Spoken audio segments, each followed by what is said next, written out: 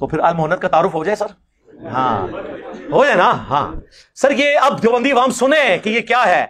مفتی صاحب نے اردو پوائنٹ والے انٹرویو میں کہا کہ ہم تو ڈگری کر کے فارغ ہو چکے تھے, ہمیں نہیں پتا تھا المہند میں کیا لکھا ہوا ہے. ہاں میں نے تو اپنی زندگی میں اب تک, حالانکہ میں تو درس نظامی میں نے پڑھا ہے, میں نے المہند المفند کا ہمیں تو پتہ بھی نہیں تھا اس میں کیا لکھا ہوا ہے. یہ قصے پرانے ہو چکے تھے, یہ بحثیں ختم ہو چکی تھی, نئے سرے سے ایک پرانے قصے اٹھا کے امت میں آگ لگا دینا. اور مجھے کہتے ہیں یہ لوگ جاہل, جو جاہل فارغ التحصیل مفتیوں کو بتائے کہ تمہارے عقیدے وہ ہیں جو المہند میں لکھے ہوئے ہیں, تو اس کی جہالت کے لیے یہی کافی ہے. اس نے پرانے مسئلے دوبارہ اٹھا کے تو آگ لگا دی ہے. پرانے مسئلے کیا سیٹل ہو چکے ہیں؟ کیا المہند اور حسام الارمین سے توبہ کر کے آپ دونوں ایک ہو چکے ہیں؟ ہاں میرے خلاف ایک ہے, لیکن ابھی بھی چندہ بکس لاد ہیں, فرقے لاد ہیں. تو یہ سنیں, 1905 میں امام احمد بریلوی المعروف اعلی حضرت, انہوں نے علماء دیوبند کے 4 علماء اور غلام احمد قادیانی دجال پہ کفر کے فتوے لگائے, علماء عرب سے تقریض لکھوائی. اس کتاب کا نام رکھا حسام الحرمین, حرمین کی تلوار.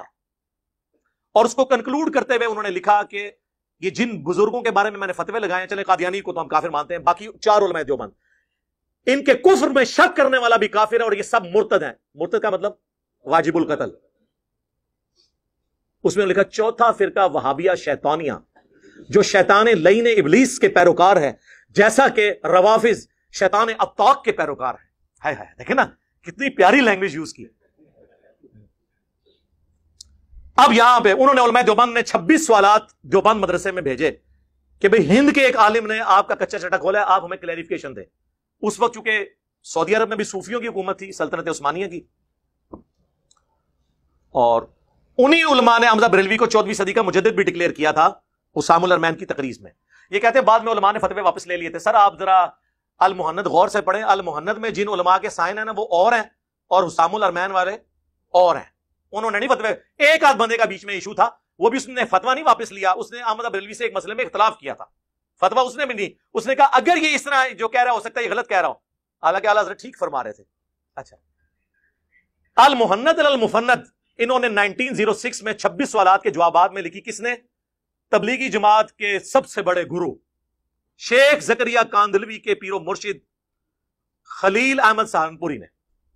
اور اس کتاب کے اینڈ پہ اشرف تھانوی نے سائن بھی کیے کہ میں نے اس کتاب کو پڑھا ہے, میں اسے آن کرتا ہوں. 25 علماء کے کم از کم سائن ہیں. اب تو خیر وہ سائن کافی لوگوں کے ہو چکے ہیں, کیونکہ اب موجودہ 15 بھی ایڈ ہو چکے ہیں. تقی عثمانی صاحب, یوسف بنوری صاحب, یہ سب نے اس کو آن کیا کہ ہمارے عقیدے ہیں. حسام الحرمین کے جواب میں انہوں نے کتاب لکھی المہند علی المفند, ہند کی تلوار ایک سٹھیائے ہوئے بابے کے اوپر. اور بابا کسے کہا؟ احمد بریلوی صاحب کو. پاگل سے نیچے تو یہ بات نہیں کرتے, کتابوں کے نام دیکھیں. اور بریلوی خوش ہو رہے ہیں کہ جی المہند المہند, اور تواڈے بابے نو للکار رہا ہے. پاگل کیا ہوا انہوں نے, عقل کا کام لو. اور اس میں انہوں نے کیا خوبصورت لینگویج استعمال کی. انہوں نے کہا کہ احمد بریلوی اور ان کی جماعت ایک شیطانی لشکر ہے جو علماء دیوبند رضی اللہ عنہم پر حملہ آور ہوا ہے. 14ویں صدی کے مولویوں رضی اللہ عنہم, جیسا کہ شیاطین حملہ آور ہوا کرتے تھے انبیاء پر. انبیاء کے مقابلے پہ جو شیاطین تھے وہ کافر تھے, مسلمان کافر. تو احمد بریلوی اور ان کی پوری جماعت کو انہوں نے پھر کیا کہا؟ کافر. انہوں نے بھی کافر کہہ دیا, انہوں نے بھی کافر کہہ دیا. تو سر میرے نال کو لڑ دو, آپس ہی کھیڈو میچ. ساڈے میچ نہیں کھیل سکتے, آ کے پچ کھود گئے. وہ دوسرا چوک سی جتنے پچ کھود دیا, ایسے پچ قائم ہے, بے فکر وہ. تو یہ انہوں نے جواب میں کتاب لکھی اور چھوڑا کسی کو بھی نہیں. المہند میں انہوں نے لکھا کہ یہ جو وہابی ہے نا, محمد بن عبد الوہاب کے پیروکار, یہ شیطان کا سینگ ہے جو بخاری مسلم میں آیا. وہ خوارج والی حدیثیں ان کے اوپر لگا دی. آج ریالوں کے چکر میں یہ دونوں کٹھے ہوئے ہیں, ایک دوسرے کے پیجز پہ چڑھ رہے ہیں. یہ تو اہل حدیث کو خارجی مانتے ہیں دیوبندی, اور اہل حدیث دیوبندیوں کیا سمجھتے ہیں وہ آپ کو ویسے ہی پتہ ہے. وہ تو اپنے علاوہ سارے مشرکی کہتے ہیں. ٹھیک ہے, تو یہ کتاب لکھی گئی. اس کے میں نے صرف 3 عقیدے بتائے تھے کہ ان کا دفاع کریں. جو بورے لے کے آ رہے ہیں نا, ان بورے نو کھولو, 3 عقیدے کا دفاع کرو. یہ اس لیے نہیں کرتے, میں نے آپ کو اس کی ریزن بھی بتائی تھی کہ یہ عقیدے وہ ہیں جو دیوبندی عوام کے ہے ہی نہیں ہیں. اگر ان عقیدوں کا دفاع کریں گے تو دیوبندی عوام کہے گی یار یہ تو وہی عقیدے ہیں جس کی وجہ سے ہم نے بریلوی چھوڑی تھی. اور ان کے بڑے علماء کہیں گے وہ کیوں مان لیا تھے. یہ بات پہلا عقیدہ, ہم بزرگوں کے قبروں اور سینوں سے فیض لینے کے قائل ہیں اس طریقے پہ جو خواص کو معلوم ہے, نہ کہ اس طریقے پہ جو عوام کرتے ہیں. اچھا, عوام جو کچھ کرتے ہیں وہ ہمیں پتہ ہے. عوام کا یہ عقیدہ ہے کہ کسی بزرگ کے ساتھ جھپی ڈال لیں تو بندہ تر جاتا ہے. ٹھیک ہے, عوام قبروں سے جا کے مانگ لیتی ہے, قبر کی مٹی لے جاتی ہے. اب ہمیں ذرا خواص کا طریقہ بتائیں آپ کیا ہوتا ہے. خواص کا اس تو بھی پہلا طریقہ جی سنو. ارواح ثلاثہ اشرفی تھانوی نے کتاب لکھی ہے جس میں انہوں نے 3 دیوبندی بزرگوں کے حالات زندگی لکھے ہیں. یہ وہی کتاب ہے, وہی میاں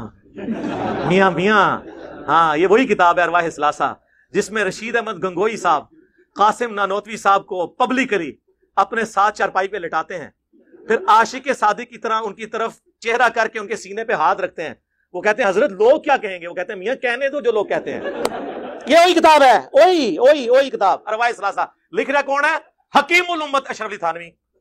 کس کے بارے میں لکھ رہے ہیں؟ بانی مدرسہ دیوبند قاسم نانوتوی کے بارے میں. اور ان کا کس کے ساتھ لکھنے ہیں افیئر؟ رشید احمد گنگوئی کے ساتھ.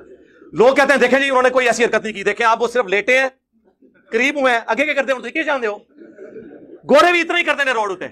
ہاں پہلے تو یہ بتاؤ یہ مہذب طریقہ ہے پبلکلی مریدین کے سامنے؟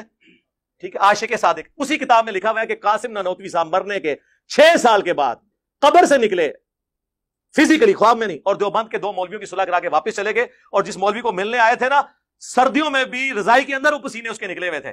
تو دوسرے نے پوچھا کیا؟ ان کا بھی حضرت نانوتوی آئے تھے. بھائی جی مردہ نکل کے آ جائے 6 سال بعد, وہ صرف پسینہ نکل کی تھا, اور بھی کچھ ہو گیا ہوئے گا.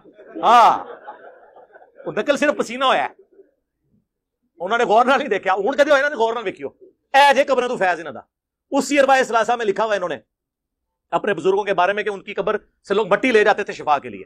تو وہی عقیدہ ہے آپ کا بھی, اور میں نے اس پہ پورا ریسرچ پیپر لکھا ہے, میرا 1 گھنٹہ اور لگ جائے گا. ریسرچ پیپر نمبر 6 قبروں سے فیض کے عقیدے کا تحقیقی جائزہ, اور میں نے سارے واقعات نقل کیے ہیں. میں ایک واقعے کی انجی نہیں کر سکتا, میں نے اصول برکت کے لیے آپ کے سامنے یہ 2-3 باتیں رکھی. تو یہ اس کے اندر یہ عقیدہ, سینے سے کون سا فیض ہوتا ہے جی مجھے بتائیں؟ وہی سجے پاسے اسلام پھیرا سارے حافظ, کھبے پاسے پھیرا ناظرہ, جفی پاری علم ٹرانسفر کرتا. سینے سے کیا فیض لیا جا سکتا ہے؟ ایک بچہ تو اپنی ماں کے سینے سے فیض لے سکتا ہے, ایک سٹوڈنٹ اپنے ٹیچر کے سینے سے کون سا فیض لے سکتا ہے بتائیں؟ سینے سے کون سا فیض ہوتا ہے؟ ہاں تعلیمات سے فیض ہوتا ہے نا, سینے سے کون سا ہوتا ہے؟ زبان سے ہوتا ہے, علم سے ہوتا ہے. لیکن یہ وہی ہے تو نہیں ہے, تو ان کو کہ آپ بتا دو کون سا طریقہ ہے. چلو یہ ایک عقیدہ ہے, ایک عقیدہ. یہ تو بریلویوں کہتے تھے قبروں سے مانگتے ہیں, خود اپنے کیا عقیدے ہیں. آپ میں سے کتنے لوگ جو ہے وہ فرقوں سے نکلنے سے پہلے دیوبندی تھے؟ ذرا ہاتھ کھڑا کریں. ہاں جی کیمرہ ذرا پیچھے کریں جی, یہ لوگوں کو دکھائیں. آپ لوگوں نے اللہ کو جان دینی ہے. کیا جب آپ دیوبندی تھے آپ کا یہ عقیدہ تھا محمد والا؟ ہاں بس یہی وجہ ہے, مفتی کو پتا ہے کہ جڑے بچ کے نا وہ بھی نہ ادھر ٹر جان جی. اس واسطے بہنا نہیں, ڈیفینڈ نہیں کرنا. تو بورا جڑا لے آندا ہے نا ویڈیو بنا کے ڈیفینڈ کرے نو, ٹھیک ہے, میں تو نہیں بہنا, تو اپنی پبلک نو اس ویڈیو تو باتیں کرنا پوے گا. اور میں تو تیار ہاں, لایا طاہر شرفی نو بھی بٹھاؤ پی ٹی وی تے, میرے کو لا کے بیٹھ جاؤ, لیکن کیمرے میں فالتو کوئی مولوی میں نے اور ایڈ نہیں ہونے دینا. یہ آپ کو اعزاز حاصل ہے اس روئرز پہ, نہ اس سے پہلے کسی کو حاصل ہوا نہ بعد میں ہوگا. لوگ مجھے کہہ رہے ہیں کہ آپ نا وہ جو ان کو بھی دیا وہ بھی اعزاز چھین لیں. نہیں, یہ جو غریب نواز لوگ ان کی عادت نہیں ہوتی کہ وہ تحفہ دے کے واپس لیں.